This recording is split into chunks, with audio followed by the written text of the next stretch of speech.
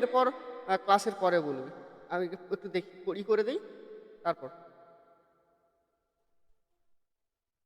সকলের মিউট করে দিচ্ছি। আচ্ছা, বিষয় হচ্ছে যে আজকে আমরা কোন ক্লাস শুরু করার কথা ছিল আমাদের? আজকে আমাদের ক্লাস শুরু করার কথা ছিল শিল্প সাহিত্য সংস্কৃতির ইতিহাস থেকে। এই শিল্প সাহিত্য সংস্কৃতির ইতিহাসে তোদেরকে আমি একটা ভিডিও দিয়েছিলাম। তোরা যদি অনেক আগে থেকে আমার ইউটিউব চ্যানেলটাকে তোরা ফলো করছু, কিংবা যদি তোরা আগে থেকে দেখেছু, তাহলে দেখবি এইভাবে একটা ভিডিও আছে যেখানে আমি শুরু করেছিলাম বাংলার যে শিল্প সাহিত্য সংস্কৃতির ইতিহাস, যেখানে 1 মাস আগে শুরু করেছিলাম। সেখানে সূচনাটাতে আমি বলে দিয়েছিলাম যে শিল্প সাহিত্য সংস্কৃতির ইতিহাসটা কিভাবে পড়তে হবে, কিভাবে কভার করতে হবে। তোরা একবার যারা দেখিসনি ভিডিওটা, সেটা দেখে নি। আজকে মূলত এই যে দেখ, আমরা সবাই অনেকেই আছি যারা কি হয়, একটু শিল্প সাহিত্য সংস্কৃতির ইতিহাসের নাম শুনলে একটু বিরক্ত বোধ লাগে, নাহলে একটু ভয় লাগে যে স্যার সমস্ত অধ্যায় আমরা বাংলার এক চান্সে করে নেব, সমস্ত অধ্যায় আমি নিজে থেকেই করে নেব, আমার টিউশন প্রয়োজন হয়নি, আমার স্কুলে ক্লাস করানোর প্রয়োজন হয়নি, আমি নিজে থেকে কমপ্লিট করে নিয়েছি। কিন্তু বিষয় হচ্ছে কোথায়? কিন্তু বিষয় হচ্ছে স্যার শিল্প সাহিত্য সংস্কৃতির ইতিহাসে এই জায়গাটা স্যার প্রচুর আমাদের বিরক্ত করে, প্রচুর আমাদের জ্বালায়। কারণ এইখান থেকে নাম্বার তোলা খুব কষ্টকর হয় মনে হয়। যখন এমসিকিউ হয়েছিল পরীক্ষা, এখনও খুব একটা জটিল বলে মনে হচ্ছিল। কিন্তু তোদের এই 4th সেমিস্টারে যেহেতু তোদেরকে খুব জ্বালিয়েছে, না বলে না শেষ ভালো যার সব ভালো তার, তো সেই বিষয়টা হয়েছে বাংলা শিল্প সাহিত্য সংস্কৃতির ইতিহাস। তোদের এতদিন তোদেরকে জ্বালিয়েছে, এসে 4th সেমিস্টারে কিন্তু তোদেরকে একটা স্বস্তির একটা বাতাবরণ তৈরি করে দিয়েছে, একটা শান্তির একটা পরিবেশ তৈরি করে দিয়েছে। এই শিল্প সাহিত্য আর কিন্তু তোদেরকে বেশি জ্বালাবে না 4th সেমিস্টারে। কেন স্যার, কেন এমনটা বলছেন? কি এমন আছে এই অধ্যায়ে? এই অধ্যায়ে যে দুটো পার্ট আছে তোদের, যে দুটো শিল্প সাহিত্য সংস্কৃতির ইতিহাস থেকে যে দুটো পড়তে হবে, সেটার 1 নম্বর হচ্ছে কি? 1 নম্বর হচ্ছে আমাদের বাংলার চলচ্চিত্রের ইতিহাস, আরেক 2 নম্বর হচ্ছে চিত্রকলার ইতিহাস। কিংবা আমাদের বইয়ে যেটা আছে, সবার প্রথম চিত্রকলা দেওয়া হয়েছে, তারপর চলচ্চিত্রের ইতিহাস দেওয়া হয়েছে। তাহলে এই দুটো পার্ট আমাদেরকে কি করতে হবে? বাংলার জন্য পড়তে হবে। একটা কি? একটা হচ্ছে চিত্রকলার ইতিহাস, আরেকটা হচ্ছে চলচ্চিত্রের ইতিহাস। আজকের ক্লাস আমাদের আজকে যেহেতু শিল্প সাহিত্য সংস্কৃতির ইতিহাস শুরু করছি, তার জন্য এই দুটো অধ্যায়কে নিয়ে আজকে আলোচনা করব। সাধারণত আজকের ক্লাসটাই সম্পূর্ণভাবে আলোচনা করব চিত্রকলার ইতিহাসটাকে নিয়ে। অর্থাৎ আজকে সাজেশনের ক্লাস ধরেন যে সবার প্রথম এই চিত্রকলা থেকে আমি ফাইনাল সাজেশন দিয়ে দেবো, পরের ক্লাসে চলচ্চিত্র থেকে ফাইনাল ক্লাস সাজেশন দিয়ে দেবো। ফাইনাল মানে একদম পরীক্ষার জন্য ফাইনাল, অর্থাৎ এই যে ক্লাস 12 4th সেমিস্টারের ফাইনাল, একদম 2026 এক্সামের জন্য যে প্রশ্নপত্র তোদেরকে করতে হবে, হাতে গোনতি যেই প্রশ্নগুলো তোরা করে যাবি, সেই প্রশ্নগুলো আজকের ক্লাসে আমি তোদেরকে আমি প্রোভাইড করব। এর পাশাপাশি কয়েকটা অ্যান্সারও আমি আজকে আলোচনা করব, এবং পরবর্তীতে যতগুলো আমি সাজেশন দেবো, সমস্ত সাজেশনের অ্যান্সার দেবো। স্যার কোশ্চেন দিলেই তো হয়, অ্যান্সার আর কি দরকার আছে? অ্যান্সার আমরা বই থেকে করে নেব। এটাও তোদের ধারণা আসতে পারে, বা তোরা বলতে পারিস, তোরা করতেই পারিস বই থেকে যাদের ভালো লাগে, বা কিংবা তোদের টিউশন টিচার বা স্কুল শিক্ষক বা অন্য কোথাও যদি অনলাইন ক্লাস করিস কেউ বাংলার, তো সেখান থেকে তোরা নিয়ে করতেই পারিস। কিন্তু তাও আমি আমার কিছু সাজেশন বা নোটস দিয়ে দেবো, যেই সাজেশনগুলোর যেখানে কি আছে খুব সহজ সরল সুন্দরভাবে দেওয়া আছে, এবং এই অ্যান্সারটা যদি তোরা লিখে আসিস, অবশ্যই আমি আশা করব তোরা ভালো নাম্বার একটা পাবি, অর্থাৎ 5-এর 5 হয়তো পাবি। হয়তো কোনো কোনো ক্ষেত্রে তার দুটো সব 5-এর 5 আছে, সব কোশ্চেনে হয়তো 5-এর 5 দেবে না তোদের, কারণ এটা আর্টসের সাবজেক্ট। কারণ আর্টসের সাবজেক্টে 40-এর 40 পাওয়া রেয়ার।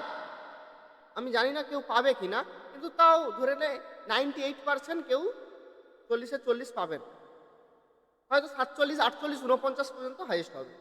তো কিন্তু কিছু কিছু জায়গা থাকে। বল।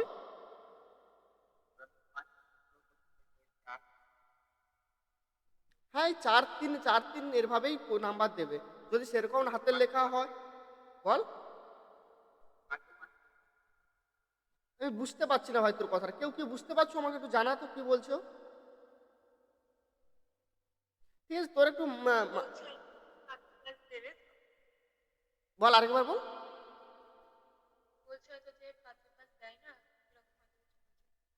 ও হয়তো বলতে চাইছে তাহলে কি 5-এর 5 দেবে না, কি বা 5-এর 5 দেবে কিভাবে? তো এটা হয়তো বলতে চাইছি, যাই হোক ও যেটা বলতে চাইছে, তুই যদি কোনো বলতে থাকে মানে খুব ইম্পর্টেন্ট কিছু আছে আমাকে একবার এক কাজ করবি, ক্লাসের পরে একবার কল করে হোক এসএমএস করে হোক জেনে নিবি তোর প্রশ্নটা তুই কী বলছো। কারণ নেটওয়ার্ক এতটাই প্রবলেম হচ্ছে তোর, ঠিকমতো বুঝতে পারছি না আমি। যাই হোক, 5-এর 5 কিন্তু কিছু কিছু জায়গায় দেবে এবং কয়েকটা জায়গায় নাম্বার কাটা যেতে পারে, যেরকম নাটকের দিক থেকে, গল্পের দিক থেকে এই জায়গাগুলো একটু হয়তো 1 নাম্বার 2 নাম্বার করে কাটতে পারে। কিন্তু শিল্প সাহিত্য সংস্কৃতির ইতিহাস থেকে, কবিতার পাঠ থেকে এই জায়গাগুলো কিন্তু 5-এর 5 পাওয়া যায়। একটু মানে লেখার একটু ধরন ভালো রাখতে হবে, একটু স্ট্যান্ডার্ড লেখা দরকার হবে, কিছু টেকনিক আছে, সমস্ত কিছু যদি একসঙ্গে করিস তাহলে অবশ্যই 5-এর 5 এক একটা প্রশ্নে পাবি। এবং কিছু কিছু প্রশ্নে নাম্বার কাটা যেতে পারে, সেখানে হয়তো 38-39 নাম্বার আসবে। 40-এ 40 পাওয়াটা অনেকটাই টাফ, অনেকটাই টাফ আর্টসের জন্য, বিশেষ করে বাংলার জন্য কিংবা অন্যান্য আর্টসের সাবজেক্টগুলোর জন্য। কিন্তু 37, 38, 39 এটা পাওয়া যায়। যাই হোক ছাড়। তো এই প্রশ্নগুলোর অ্যান্সারও আমি দিয়ে দেবো, যাদের ভালো লাগবে তোরা আমার অ্যান্সারটা করতে পারিস, যাদের অন্য কোনো অ্যান্সার ভালো লাগবে তোরা সেই অ্যান্সারগুলোও করতে পারিস। কিন্তু মাথায় রাখবি কোশ্চেনগুলো করবি ভাই, কারণ কোশ্চেন মিস যাবে না, কোশ্চেন ওইগুলোর মধ্যেই আসবে। হ্যাঁ, এক্সট্রা কোশ্চেন যদি তোরা কেউ করতে চাস, কেন তোরা রিস্ক নিবি এটা যদি নিজে থেকে ভাবিস যে অনেক সময় কি হয় স্যারেদের ওপর ভরসা থাকে না, নিজে থেকে করতে চাস তোরা এক্সট্রা প্রশ্ন করতেই পারিস, কিন্তু যেই প্রশ্নগুলো দেবো সেগুলো অবশ্যই করবি। তো আজকে কি করব, আজকে আমরা চিত্রকলার ইতিহাসের সাজেশন তোদের দিয়ে দেবো এবং পরের ক্লাসে চলচ্চিত্র থেকে সাজেশন দিয়ে দেবো। ঠিক আছে? কেউ কিছু বলবি নাকি? ঠিক আছে তো, তাহলে আজকের ক্লাসে সাধারণত আমি চলচ্চিত্রের ইতিহাস থেকে সাজেশন দিচ্ছি। আচ্ছা, সাজেশন নেওয়ার পর তোরা একটু এক কাজ করবি, ইউটিউবে গিয়ে এই ভিডিওটা একটু সূচনা আছে, মানে শিল্প সাহিত্য সংস্কৃতির ইতিহাসটা কীভাবে ধীরে ধীরে বিবর্তন হয়েছে, বা একটা সংক্ষিপ্ত একটা ওই 6-7 মিনিটের একটা ভিডিও আছে, তোরা চাইলে এই ভিডিওটা দেখে নিতে পারিস।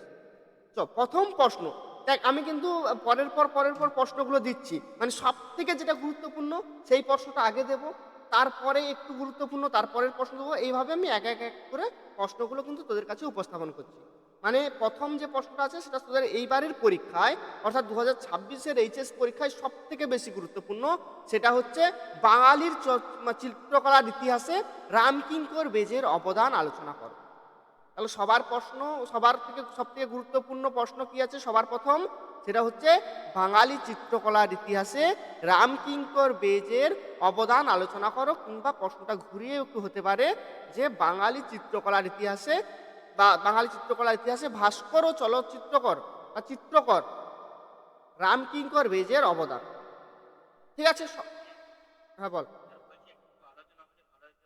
করবো, আগে প্রশ্নগুলো খাতায় তুল। আমি তো বারবার বলি ভাই, তোরা একটু অপেক্ষা কর, অবশ্যই পরের পর একটু ধৈর্য রাখ, আমার উপর একটু বিশ্বাস রেখে একটু ধৈর্য রাখ, দেখ না আমি কি করাচ্ছি, তারপর আমাকে বলবি না হয় যে স্যার এটা করলেন, এটা করলে ভালো হতো। ঠিক আছে? আগে একটু ধৈর্য রেখে দেখ জিনিসটা। তাহলে প্রথম প্রশ্নটা খাতায় তুলে নে সবাই। প্রথম প্রশ্ন কি আছে, বাঙালি চিত্রকলার ইতিহাসে রামকিঙ্কর বেজের অবদান। এটা কিন্তু সব থেকে বেশি গুরুত্বপূর্ণ আছে তোদের যদি কপাল ভালো থাকে হয়তো এই প্রশ্নটাই পেয়ে যাবে। হয়েছে? তোলা হলে আমাকে সবাই জানাবি। স্ক্রিনশট মারিস না কেউ, সবাইকে একটাই রিকোয়েস্ট ভাই, তোরা আমার ছোট ভাই বোনের মতো, স্ক্রিনশট না মেরে তোরা কী কর, খাতায় তুল। কেন? খাতায় যখন তুলবি তোদের একটা ধারণা হয়ে যাবে এই প্রশ্নগুলো তুলেছিলাম, এই প্রশ্নগুলো ইম্পর্টেন্ট আছে। যখন পড়বি পরবর্তী সময় প্রশ্নগুলো শুনলে একটু মনের মধ্যে থেকে একটা অন্যরকম ফিল আসবে যে আচ্ছা এই প্রশ্নটা মনে হচ্ছে অনেক সহজ, অনেক ইজি, এই প্রশ্নটা আমি তুলেছি খাতায়। যখন যত বেশি প্রশ্নের সঙ্গে পরিচিতি লাভ করতে পারবি উত্তরটা তোদের কাছে তত সহজ মনে হবে। তার জন্য স্ক্রিনশট করে রাখিস না, ও ফোনেই থেকে যাবে সারা জীবন। ওরকম অনেক ছবি আমরা স্ক্রিনশট মারি, অনেক ছবি আমরা ফোনে তুলে নিই, অনেক পিডিএফ আমাদের ফোনে থেকে যায়, কিন্তু সেটা ওইভাবেই থেকে যায়। খাতায় তুল সবাই, খাতায় হয়ে গেল। প্রশ্নটা আছে বাঙালি চিত্রকলার ইতিহাসে রামকিঙ্কর বেজের অবদান। বাঙালি চিত্রকলার, যাদের দেখা যাচ্ছে না শুন না আমার কথাটা ভালোভাবে, যাদের দেখা যাচ্ছে না সবাই একটু মিউট করে আমার কথাটা শুন চুপচাপ। যাদের দেখা যাচ্ছে না তারা কি করবি, আমার কথাটা শুনে খাতায় লিখে নে। প্রথম প্রশ্ন আমি বললাম বাঙালি চিত্রকলার ইতিহাসে রামকিঙ্কর বেজের অবদান। বাঙালি চিত্রকলার ইতিহাসে রামকিঙ্কর বেজের অবদান। হয়ে গেলে জানাবি, নেক্সট প্রশ্নে যাব। বাঙালি চিত্রকলার ইতিহাসে রামকিঙ্কর বেজের অবদান। হয়ে গেছে, নেক্সট প্রশ্নে যাচ্ছি। পরের প্রশ্ন, আচ্ছা এটা ভুল আছে, একটু পট হবে, হ্যাঁ পট হবে, টাইপ মিস্টেক আছে, পট হবে। আচ্ছা 2 নম্বর প্রশ্ন, 2 নম্বর প্রশ্ন, পট কথার অর্থ কি? 2 নম্বর প্রশ্ন, পট কথার অর্থ কি? বাংলা লোকশিল্পী হিসেবে পটের পরিচয় দাও। পট শব্দের অর্থ কি বা পট কথার অর্থ কি? পট কথার অর্থ কি? বাংলা লোকশিল্পী হিসেবে পটের পরিচয় দাও। কিংবা প্রশ্নটা একটু ঘুরিয়েও হতে পারে যে পট বলতে কি বোঝো? কালীঘাটের পটের সংক্ষিপ্ত পরিচয় দাও। কালীঘাটের পটের সংক্ষিপ্ত পরিচয় দাও। তো তোরা অ্যান্সারটা এমনভাবে লিখবি যে পট সংক্রান্ত যাই প্রশ্ন আসুক যেন তোরা লিখে আসতে পারিস। তাহলে প্রশ্নটা কি হলো আরেকবার বলছি, পট কথার অর্থ কি বা পট বলতে কি বোঝো? বাংলায় লোকশিল্পী হিসেবে পটের পরিচয় দাও। কিংবা প্রশ্নটা এমনও হতে পারে ঘুরে অথবা দিয়ে লিখে রাখ, পট কথার অর্থ কি? কালীঘাটের পটের সংক্ষিপ্ত পরিচয় দাও।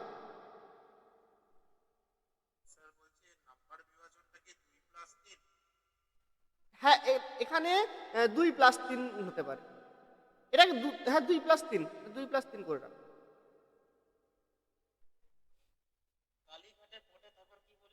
কালীঘাটের পটের সংক্ষিপ্ত পরিচয় দাও। হ্যাঁ বল পাপিয়া।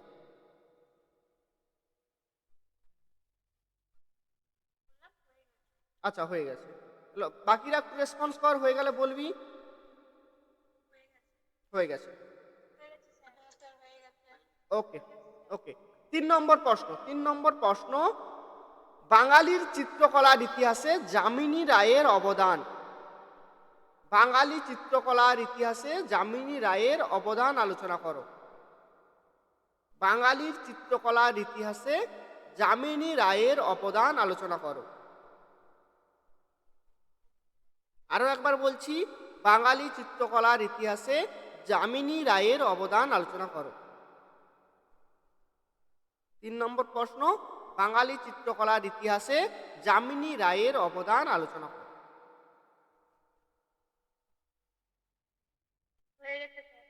বাকিরা? ঠিক আছে ভাই, বিশেষ করে আমার সব ছেলেদের, ঠিক আছে সব ছেলেদের বলছি ভাই, আমি জানি সব থেকে চালাক তোরাই, কেউ স্ক্রিনশট করে রেখে দিস না, যে স্ক্রিনশট করে নেই পরে লিখে নেব, করতে যাস না ভাই, একদম একদম। ঠিক আছে, থ্যাংক ইউ থ্যাংক ইউ। তো 4 নম্বর প্রশ্ন, 4 নম্বর প্রশ্ন কি? 4 নম্বর প্রশ্ন হচ্ছে বাঙালির চিত্রকলার ইতিহাসে অবনীন্দ্রনাথ ঠাকুরের অবদান। বাঙালি চিত্রকলার ইতিহাসে অবনীন্দ্রনাথ ঠাকুরের অবদান। বাঙালি চিত্রকলার ইতিহাসে অবনীন্দ্রনাথ ঠাকুরের অবদান। 4 নম্বর প্রশ্ন। 4 নম্বর প্রশ্ন বললাম, বাঙালির চিত্রকলার ইতিহাসে অবনীন্দ্রনাথ ঠাকুরের অবদান। হয়ে গেছে, আরো একবার বলে দিচ্ছি যাদের হয়নি, বাঙালি চিত্রকলার ইতিহাসে অবনীন্দ্রনাথ ঠাকুরের অবদান। বল বল জাহির, বল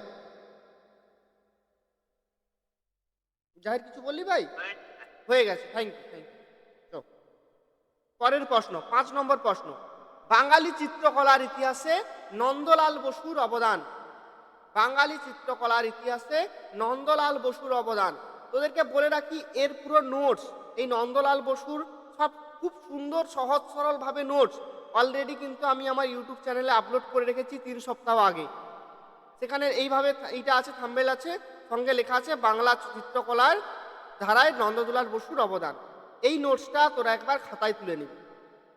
আমি কিন্তু এটার জন্য আলাদা সময় নষ্ট করে তোদেরকে নোটস দিতে যাব না, তোরা ইউটিউব দেখে এটা খাতায় তুলে নিবি। প্রশ্নটা কি বললাম? 5 নম্বর প্রশ্ন, বাঙালি চিত্রকলার ইতিহাসে নন্দলাল বসুর অবদান। এই অ্যান্সারটা কি কেউ তুলে রেখেছো খাতায়? ওকে, যারা যারা রেখেছো অবশ্যই আমার প্রত্যেকটা অ্যান্সার যতগুলো আছে একবার পড়ে দেখবি, খুবই সুন্দরভাবে সহজ সরলভাবে দেওয়া আছে। এবং এমনটা নয় যে সহজ করতে গিয়ে ওই অ্যান্সার ওটা থেকে ভালো নাম্বার আসবে না।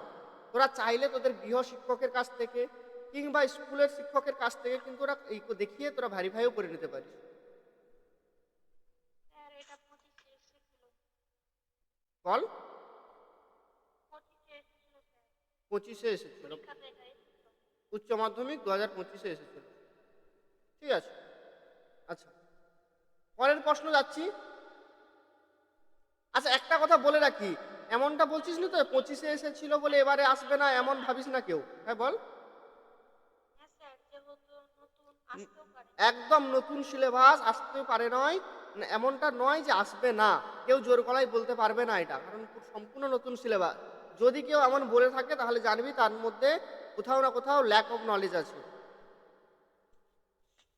ঠিক আছে, তাহলে এটা 5 নম্বর। দেখ পরের পর কিন্তু করেছি আমি, প্রথমেটা সব থেকে বেশি গুরুত্বপূর্ণ, তারপরেরটা তার থেকে একটু, তারপরেরটা, তারপরটা এইভাবে করে করে 5 নম্বরে দিয়েছি নন্দদুলাল বসু। ঠিক আছে, 6 নম্বর লাস্ট কোশ্চেন। লাস্ট কোশ্চেন কি আছে? চিত্রকলায় বিনোদ বিহারী মুখোপাধ্যায়ের অবদান আলোচনা করো। চিত্রকলায় বিনোদ বিহারী মুখোপাধ্যায়ের অবদান আলোচনা করো। চিত্রকলায় বিনোদ বিহারী মুখোপাধ্যায়ের অবদান আলোচনা করো। এইটা লিখে নেওয়ার পর আমি একটু সংক্ষেপে তোদেরকে একটা সাজেস্ট করব, একটা অ্যাডভাইস দেব। কি অ্যাডভাইস বলছি, তুলে নে। চিত্রকলায় বিনোদ বিহারী মুখোপাধ্যায়ের অবদান আলোচনা করো। বাকিরা সকলের হয়ে গেছে, তাহলে 6টা। ঠিক আছে, ঠিক আছে, thank you thank you thank you. আমি সব আরেকবার প্রশ্নগুলো রিপিট করে দিচ্ছি যারা দেরিতে এসেছু। প্রথম প্রশ্ন দিয়েছি, বাঙালি চিত্রকলার ইতিহাসে রামকিঙ্কর বেজের অবদান সব থেকে গুরুত্বপূর্ণ এটা। তারপরের প্রশ্ন, পট কথার অর্থ কি? বাংলা লোকশিল্পে পটের পরিচয় দাও বা কালীঘাটের পটের সংক্ষিপ্ত পরিচয় দাও। তারপরের প্রশ্ন, বাঙালি চিত্রকলার ইতিহাসে যামিনী রায়ের অবদান। তারপরের প্রশ্ন, অবনীন্দ্রনাথ ঠাকুরের অবদান। তারপরের প্রশ্ন, নন্দদুলাল বসুর অবদান। লাস্ট প্রশ্ন, বিনোদ বিহারী মুখোপাধ্যায়ের অবদান। কিসে অবদান? চিত্রকলায় অবদান। তাহলে এই 6টা প্রশ্ন তুলে নিয়েছু। এবার তোদেরকে বলি, তোদের তো কটা পাঠ এই শিল্প সাহিত্য সংস্কৃতির ইতিহাসে? আমি প্রথমেই বললাম 2টো পাঠ, একটা কি চিত্রকলা আর একটা চলচ্চিত্র, তাই তো? দেখ তোদের এই অধ্যায় থেকে একটু মার্কস ডিভিশনটা যদি আমি দেখে নিই, কি হবে বলতো? 5 নাম্বার আসবে। বাংলা শিল্প সাহিত্য সংস্কৃতির ইতিহাস থেকে 5 নাম্বার আসবে। পর্ষদ কি বলে দিয়েছে? 2x ফর্মুলায় অ্যান্সার হবে, কোশ্চেন প্যাটার্ন হবে 2x ফর্মুলা। 2x ফর্মুলা বলতে 2টো প্রশ্ন থাকবে, একটা প্রশ্ন করতে হবে। এখানে যে 2টো প্রশ্ন থাকবে না, একটা থাকবে চিত্রকলায়, আরেকটা 2 নম্বর প্রশ্ন থাকবে চলচ্চিত্র। হয় চিত্রকলা থেকে তোকে করতে হবে প্রশ্নের অ্যান্সার, না হলে চলচ্চিত্র থেকে করতে হবে। এমনটা নয় যে চিত্রকলা থেকেই 2টো প্রশ্ন চলে আসলো বা চলচ্চিত্র থেকে 2টো প্রশ্ন চলে আসলো। হ্যাঁ আসতেও পারে। স্যার আপনি কি করে বলছেন যে একটা একটা করে আসবে? কোথাও তো বলে দেওয়া নেই। অবশ্যই বলে দেওয়া কোথাও নেই, কিন্তু কোশ্চেন বানানোর যে প্যাটার্ন, সেই প্যাটার্ন অনুযায়ী অবশ্যই চিত্রকলা থেকে একটা প্রশ্ন আসবে আর চলচ্চিত্র থেকে আসবে। 99% এই 2টো অধ্যায় থেকে 2টো প্রশ্ন থাকবে। বাই চান্স 1% যদি কোনো এমন শিক্ষক থাকেন যিনি একটু তাদেরকে বিপদে ফেলানোর চেষ্টা করেন, তাহলে সেক্ষেত্রে কি হতে পারে যে একটা অধ্যায় থেকেই 2টো প্রশ্ন চলে আসবে।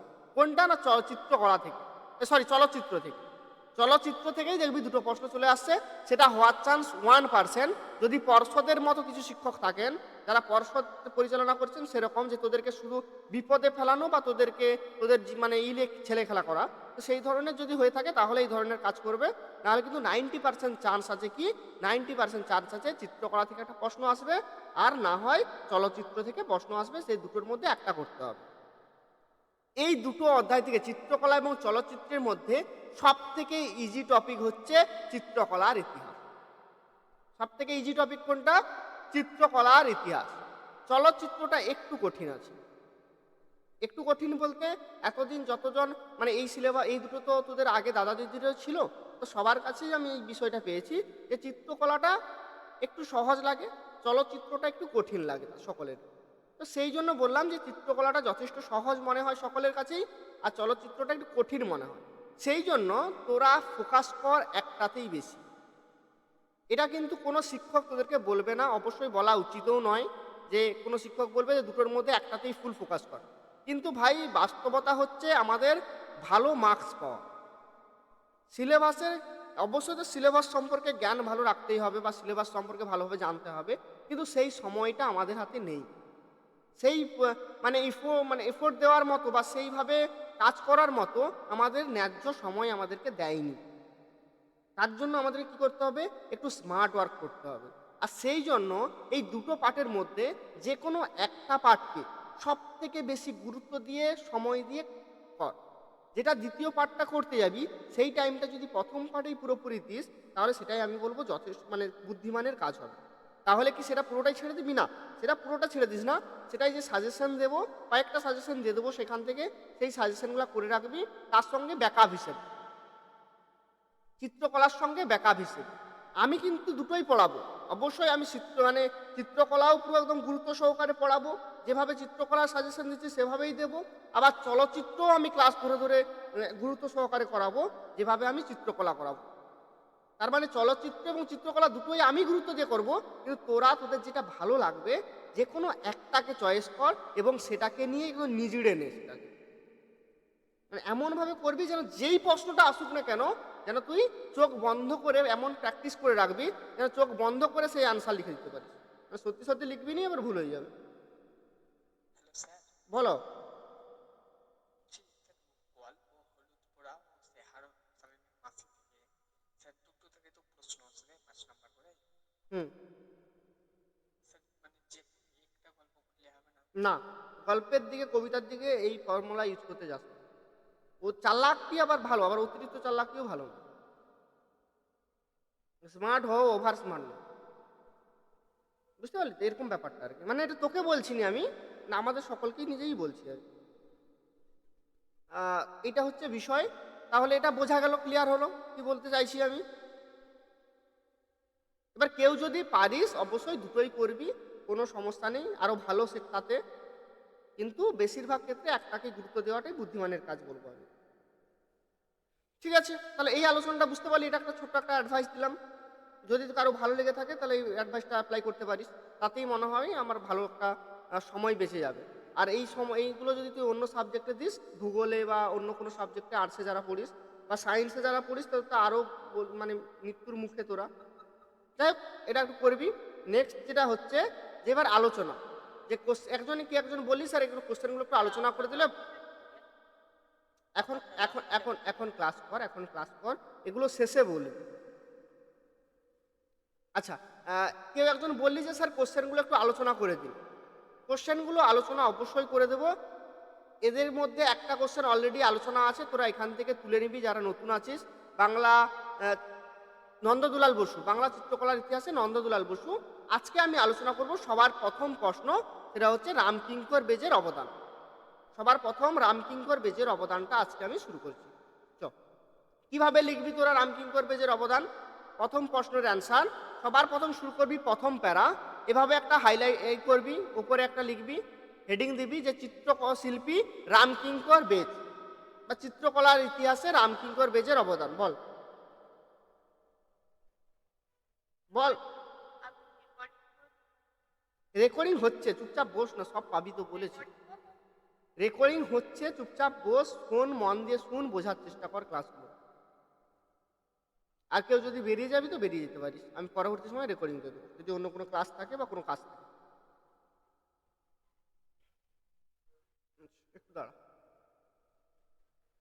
তো চিত্রশিল্পী রামকিঙ্কর বেজের অবদান কিভাবে লিখবো? সবার প্রথম যে প্রখ্যাত ভাস্কর ও চিত্রশিল্পী, এখানে ভাস্কর কথাটা কেন ইউজ করেছি দেখ, প্রশ্নে কিন্তু দুটো প্রশ্ন হতে পারে যে ওই বাংলা চিত্রকলার ইতিহাসে ভাস্কর ও চিত্রকর। ফলত ভাস্কর বিষয়টাকে এবং চিত্রকর বিষয়টাকে দুটোকেই একসঙ্গে আলোচনা করতে হবে। তার জন্য প্রথমে দেওয়া হয়েছে কি, প্রখ্যাত ভাস্কর ও চিত্রশিল্পী রামকিঙ্কর বেজ 1906 খ্রিস্টাব্দে 25শে মে বাঁকুড়া থেকে কে কে আছিস? কেউ আছিস বাঁকুড়া থেকে? তোরা জানিস তো তাহলে রামকিঙ্কর বেজের জন্ম কোথায়? বাঁকুড়ার? আরে রামকিঙ্কর আমাদের আমাদের আমাদের এটা একটা গর্ব যে বাঁকুড়ায় রামকিঙ্কর বেজের জন্ম। তাহলে তোদের গর্বের সঙ্গে বল জোর গলায় যে স্যার আমার বাড়ি বাঁকুড়ায়। তাহলে সেই বাঁকুড়ায় কোন গ্রামে? যুগিপাড়ায়। বাঁকুড়ার যুগিপাড়ায় একদম দরিদ্র পরিবারে তার জন্ম হয়। অর্থাৎ এই জন্মগ্রহণ কোথায় করেন? প্রখ্যাত ভাস্কর এবং চিত্রশিল্পী রামকিঙ্কর বেজ 1906 খ্রিস্টাব্দে 25শে মে বাঁকুড়ার যুগিপাড়ায় জন্মগ্রহণ করেন। দারিদ্র্যের মধ্যে শৈশব অতিবাহিত হলেও শিল্পের প্রতি ছিল রামকিঙ্কর বেজের গভীর অনুরাগ। অর্থাৎ তাদের একদম সাধারণ মধ্যবিত্ত ফ্যামিলি থেকে তারা এই করেছিল এবং শৈশবে তার যে জীবনযাত্রা ছিল, শৈশবের যে দিনগুলো ছিল মানে খুব দরিদ্রের সঙ্গে তাদেরকে অতিবাহিত করতে হয়েছে। কিন্তু তার যে শিল্পের প্রতি একটা আগ্রহ, তার যে শিল্পের প্রতি একটা অনুরাগ, সেই অনুরাগ কিন্তু সেই দারিদ্র্য তাকে আটকে রাখতে পারেনি। তাকে কি হয়েছিল? প্রবাসী পত্রিকার সম্পাদক। কোন পত্রিকার সম্পাদক বললাম? প্রবাসী পত্রিকার সম্পাদক কে? রামানন্দ চট্টোপাধ্যায়। প্রবাসী পত্রিকার সম্পাদক রামানন্দ চট্টোপাধ্যায় তাকে 1925 খ্রিস্টাব্দে শান্তিনিকেতনে নিয়ে আসেন। তাহলে শান্তিনিকেতনে রামকিঙ্কর বেজকে কে নিয়ে এসেছিলেন? একটা ছোট্ট প্রশ্ন, সবাই উত্তর দে। রামানন্দ চট্টোপাধ্যায়। কে নিয়ে এসেছিল? রামানন্দ চট্টোপাধ্যায়। রামানন্দ চট্টোপাধ্যায় কে ছিলেন? প্রবাসী পত্রিকার সম্পাদক। বাহ, খুব ঠিক আছে, থ্যাংক ইউ। তাহলে প্রবাসী পত্রিকার সম্পাদক রামানন্দ চট্টোপাধ্যায় তাকে 1925 খ্রিস্টাব্দে শান্তিনিকেতনে নিয়ে আসেন। নন্দদুলাল বসু বা নন্দলাল বসুর সুযোগ্য তত্ত্বাবধানে তার শিক্ষা সম্পূর্ণ হয়। কার তত্ত্বাবধানে? নন্দলাল বসুর তত্ত্বাবধানে। অর্থাৎ নন্দলাল বসু সেই সময় শান্তিনিকেতনে দায়িত্ব পালন করছিলেন। সেই শান্তিনিকেতনে দায়িত্ব পালন করার সময় নন্দলাল বসুর সুযোগ্য তত্ত্বাবধানে কি হয়? এর শিক্ষা সম্পূর্ণ হয়। কার শিক্ষা? রামকিঙ্কর বেজের শিক্ষা সম্পূর্ণ হয়। পরে কি হয়? পরে আবার ওই শান্তিনিকেতনেই তিনি শিক্ষক হন। অর্থাৎ এই যে এখান থেকে লাইনটা শুরু হয়েছে, পরে শান্তিনিকেতনের শিক্ষক হন। ভাস্কর্য বিভাগের প্রধান পদ থেকে তিনি 1971 খ্রিস্টাব্দে অবসর নেন। ভাস্কর বিভাগের প্রধান পদে তিনি ছিলেন এবং তিনি 1971 খ্রিস্টাব্দে গিয়ে করেন, তিনি অবসর নেন। এটা হচ্ছে প্রথম প্যারা। আচ্ছা, একটু তোদেরকে বলে দিই, তোরা অনেক বই দেখবি, বাজারে যে বইগুলো আছে প্রচুর সাজেশন বই বিক্রি হয়, অনেক পপুলার সাজেশন বই আছে বা অনেক ভালো ভালো সহায়িকা আছে। বেশিরভাগে কিন্তু পয়েন্ট আকারে লেখা, তাই না? পয়েন্ট আকারে লেখা আছে। তোরা যারা আমার কাছে পড়িস ভাই, তোদেরকে আমি বারবার করে বলছি, পরীক্ষার খাতায় এই শিল্প সাহিত্যের যে আনসারগুলো লিখবি, বিশেষ করে চিত্রকলায় পয়েন্ট করে লিখিস না। তোরা যথেষ্ট বড় হয়ে গেছু, তোরা এইচএস এর স্টুডেন্ট, এইচএস দিতে যাচ্ছ, তোরা ওই পয়েন্ট করে বাংলার শিল্প সাহিত্য বা রচনা এইগুলোকে ভুল করেও লিখতে যাস না। যখন রচনা লিখবি বা শিল্প সাহিত্যের অ্যান্সারগুলো লিখবি, অবশ্যই পয়েন্টকে বাদ দিয়ে একদম থরলি একটা লেখা হবে, প্যারা চেঞ্জ করে করে লেখা হবে। পরের পর একটার প্যারা শেষ হবে, পরে নতুন প্যারা আবার শুরু হবে। কেউ পয়েন্ট করে লিখবি না ভাই। অনেক বড় বড় আমি সাজেশন বই দেখেছি, অনেক ভালো সহায়িকাতেও দেখেছি, পয়েন্ট করে লেখা আছে, ভুল করেও লিখতে যাস না। ঠিক আছে, তাহলে এই প্রথম পার্টটা সবাই বুঝতে পারলি? প্রথম পার্টটা সবাই বুঝতে পারলি? সহজ মনে হলো? সহজ মনে হলো? সবাই একবার প্রথম পার্টটা একটু পড়তো। যতজন ভালোভাবে দেখতে পাচ্ছ সবাই একটু ভালোভাবে পড়, প্রথম পার্টটা একটু ভালোভাবে পড়ে নে।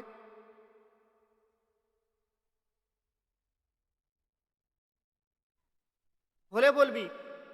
প্রখ্যাত ভাস্কর এবং চিত্রশিল্পী রামকিঙ্কর বেজ 1906 খ্রিস্টাব্দে 25শে মে বাঁকুড়ায় যুগিপাড়ায় জন্মগ্রহণ করেন। দারিদ্র্যের মধ্যে শৈশব অতিবাহিত হলেও শিল্পের প্রতি ছিল রামকিঙ্কর বেজের গভীর অনুরাগ। প্রবাসী পত্রিকার সম্পাদক রামানন্দ চট্টোপাধ্যায় তাকে 1925 খ্রিস্টাব্দে শান্তিনিকেতনে নিয়ে আসেন। নন্দদুলাল বসুর সুযোগ্য তত্ত্বাবধানে তার শিক্ষা সম্পূর্ণ হয়। পরে শান্তিনিকেতনের শিক্ষক হন। ভাস্কর্য বিভাগের প্রধান পদ থেকে তিনি 1971 সালে বা 1971 খ্রিস্টাব্দে অবসর নেন। সকলের হয়েছে? নেক্সট প্যারা যাচ্ছি। নেক্সট প্যারা শুরু করবি কিভাবে? ওকে, নেক্সট প্যারা শুরু করবি কিভাবে? নেক্সট প্যারা শুরু হবে এইভাবে যে চিত্রশিল্পী ও ভাস্কর হিসেবে রামকিঙ্কর বেদ ছিল সুবিদিত। সোমাযোশী তার প্রথম আঁকা ছবি। প্রথম আঁকা ছবির নাম কি ছিল? সোমাযোশী। দৈনন্দিন জীবনে যা তিনি চোখে দেখতেন তাই ছিল তার চিত্র এবং ভাস্কর্যের বিষয়। অর্থাৎ দৈনন্দিন জীবনে প্রত্যেক দিন প্রতিনিয়ত তিনি চোখের সামনে যেই সব বিষয়গুলো দেখতেন সেই বিষয়গুলোই ছিল তার চিত্র এবং ভাস্কর্যের প্রধান বিষয়। আমরা যেরকম ভিডিও বানানোর জন্য বিভিন্ন কন্টেন্ট লেই, কোন ধরনের কন্টেন্ট যেগুলো এখন প্রয়োজন সব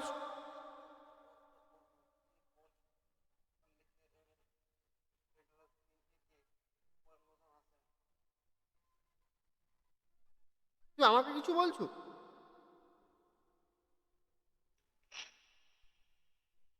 আচ্ছা, একটু মাইকগুলো অফ কর। তো কি হচ্ছে, তিনি যা কিছু চোখে দেখতেন সেগুলো সবই ছিল তার চিত্র এবং ভাস্কর্যের বিষয়। এবং প্রাচ্য এবং পাশ্চাত্য শিল্পরীতির মিশ্র যে প্রভাব তার অঙ্কন শৈলীকে আরো সমৃদ্ধ করেছিল। প্রাচ্য এবং ইংরেজদের যে একটা নতুন ধরনের শিল্পরীতি এবং পাশ্চাত্যের যে শিল্পরীতি, প্রাচ্য এবং পাশ্চাত্যকে মিশ্রণ করে তার এক নতুন ধরনের শিল্পরূপী মানে সমৃদ্ধ হয়েছিল, যেগুলো তাকে আরও বেশি পরিচিত লাভে বা আরও বেশি তাকে উৎসাহ জাগিয়েছিল। তার আঁকা অজস্র ছবি ছিল এবং সেই ছবি এবং ভাস্কর্যের মধ্যে কিছু বিখ্যাত কি ছিল? উৎসবী চোখ, শরৎকাল, বিনোদিনী, কৃষ্ণের জন্ম, নতুন শস্য, গ্রীষ্মের দুপুর, মহিলা ও কুকুর, সুজাতা, বুদ্ধদেব, গান্ধীজি, হাটের ও সাঁওতালের পরিবার, কালের পথে রবীন্দ্রনাথ, অবনীন্দ্রনাথ, আলাউদ্দিন খাঁ প্রভু মূর্তি তিনি অঙ্কন করে, ছবি অঙ্কন করেছেন এবং মূর্তি তিনি গড়ে তুলেছেন। তাহলে এইগুলোকে উদাহরণ হিসেবে খুব সুন্দরভাবে এভাবে উপস্থাপন করবি। একটা দেখ, এখানে আমি লেখাটা এইভাবে করছি এ পাশে থেকে, যখন আমি এগুলোর বিখ্যাত কিছু তার ছবি বা ভাস্কর্যের উদাহরণ দিচ্ছি তখন কিন্তু কিছুটা আমি করে একটা আলাদা করে স্ট্যান্ডার্ড ভাবে আলাদা করে একটা করে আমি লিখেছি। তো এভাবে এই লেখাগুলোকে সাজিয়ে লিখব। এটা বোঝা গেল? সবাই আরো একবার পড়ে নে, ক্লিয়ার হলে একটু জানাবি আমাকে। সবাই একবার পড়ে আমাকে জানাবি। স্যার বলছি আপনি যে দ্বিতীয় লাইনটা লিখেছেন ওইটা কি সোমা যোশী তার প্রথম আঁকা ছবি ওইটা? হ্যাঁ হ্যাঁ হ্যাঁ হ্যাঁ,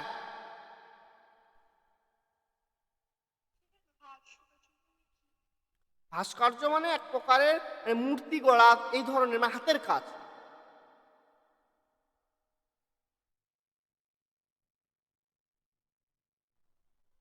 মূর্তি গড়া, অলংকার করা, বিভিন্ন পটের মতো করে যে পট শিল্প, সেই এটা সবই এক প্রকারের ভাস্কর্যের মধ্যে আছে। এই প্যারাটা হলে বলবি। হয়ে গেছে? তাহলে প্রথম প্যারায় আমি কি করলাম, রামকিঙ্কর বেজের একটা সংক্ষিপ্ত জীবনী, তার যে মানে যেখান থেকে তিনি প্রেরণা পেয়েছেন এবং কিভাবে তিনি উঠে এসছেন সেই বিষয়গুলো। তারপরে হলো তার বিখ্যাত কিভাবে তার যে চিত্রশিল্পী বা তার যে কারুকার্য, সেই কারুকার্যের যে প্রভাব কিভাবে পড়েছে এবং সেখান থেকে কিছু উদাহরণ দিলাম। এবং শেষ প্যারা করবি কি, যে ভারতের নানা স্থানে তার ছবি ও মূর্তির যে মূর্তি প্রদর্শন হয়েছে, অর্থাৎ ভারতের নানা স্থানে তার ছবি এবং মূর্তির প্রদর্শন হয়েছে।